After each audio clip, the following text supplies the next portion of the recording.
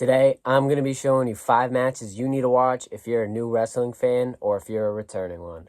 This will also be a good video for you if you're a casual fan and only watches the occasional Raw or SmackDown or only tunes in for the PLEs.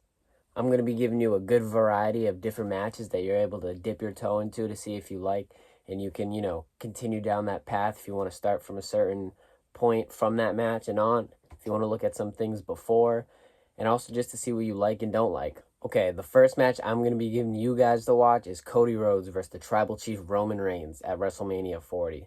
This is the biggest story that WWE has put together in the last 2 decades and arguably the biggest story in professional wrestling history. This story is about 2 years long and even still kind of going on to this day, but the big, the final moment of the main story culminated back in April at WrestleMania 40, even with return of The Rock. There was a few other returns that you may or may not know of, but I'm gonna leave that a surprise if you want to go check that match out. This was the biggest WrestleMania ever with the biggest story, so big that they even main evented both nights of the WrestleMania. It's such a great match, from in-ring storytelling, surprises, shocks, literally everything you could ask for in this match is in it. Arguably the best match of the year, and I just think it's a must watch if you haven't. So that's the first match. Okay, now for the second match, bringing it back to great in-ring matches, arguably better in-ring. We got Ricky the Dragon Steamboat versus Macho Man Randy Savage for the Intercontinental Championship at WrestleMania 3. This was all the way back in 1987, and it still holds up to this day and is still praised as one of the best in-ring matches of all time.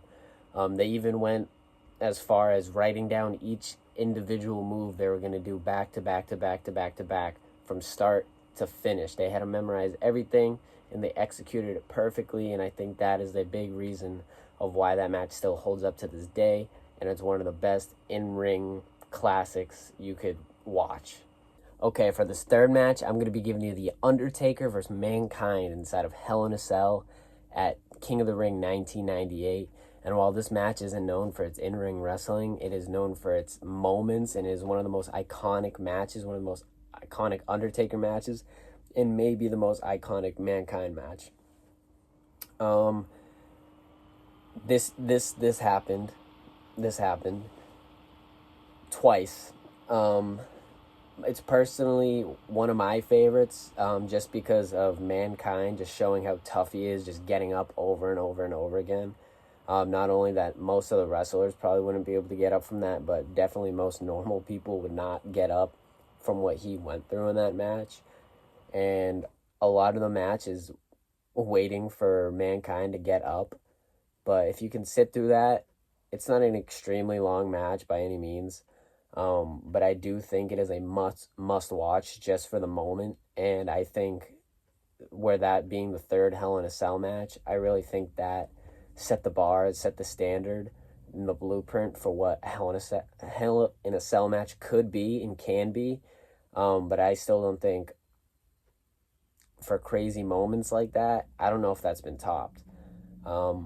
So personally, that's my favorite Hell in a Cell match, and I think that is a match everybody, new, old wrestling fan, returning fan, needs to watch. Okay, now for number 4, we're going to be showing a little bit of love to the women. We got Bianca Belair versus Sasha Banks at WrestleMania 37 for the SmackDown Women's Championship. This was probably my favorite match of the whole show.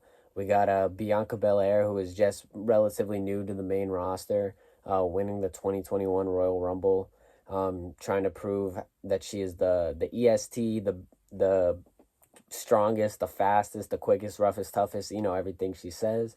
And since she's been on the main roster, she's been tested over and over again by people like Bayley and now Sasha Banks.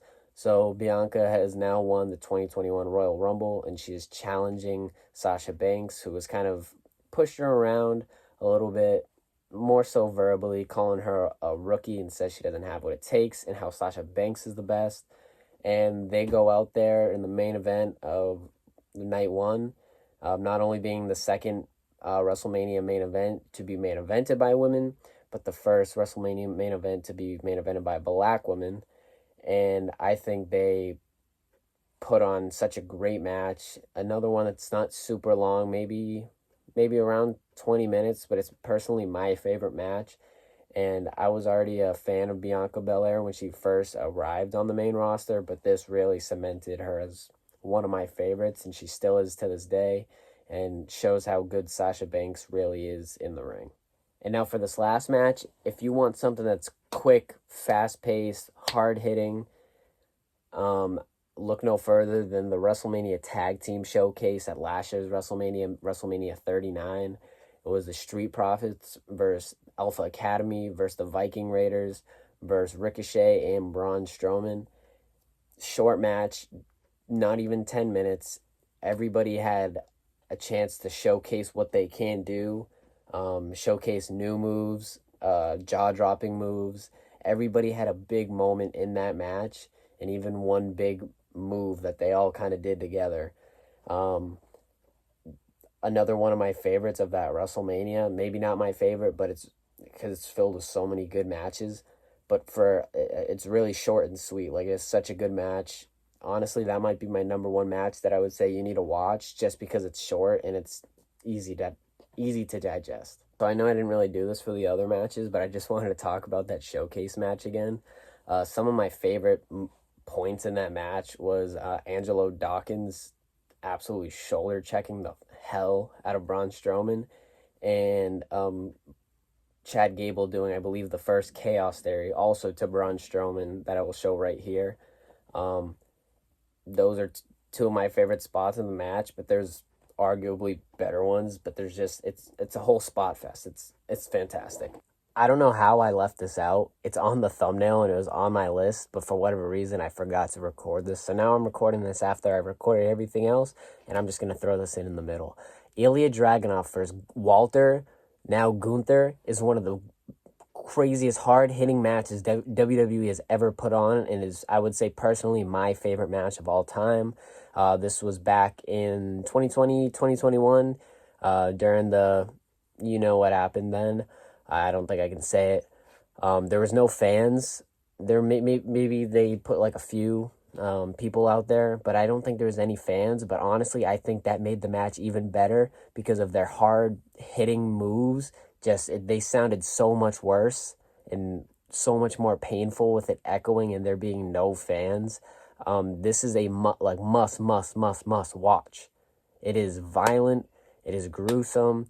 It's a decently long match if you can sit through that, but it is so entertaining, but also hard to watch at the same time, but you need to watch it. This is my favorite match, and it is perfect.